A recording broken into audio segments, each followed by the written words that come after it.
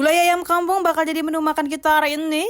Ayamnya mau di presto terlebih dahulu, semuanya dimasukin kecuali pertelur-teloran itu. Gulai kali ini nggak pakai cabai karena anak aku kan nggak makan pedas, jadi kayaknya cabenya dipisahin aja gitu. Setelah bumbunya ditumis, baru masukin ayam yang udah di presto. Terus masukin semuanya, jangan sampai ada yang ketinggalan. Tambahin santan cair dan juga tambahin santan kentalnya. Terus tungguin dah tuh ayamnya sampai masak, bener-bener masak. Ini dia ayam yang udah kita masak tadi, sama aku ada lenca dan juga pete sama sambal geprek kayak gini. Bismillahirrahmanirrahim aja.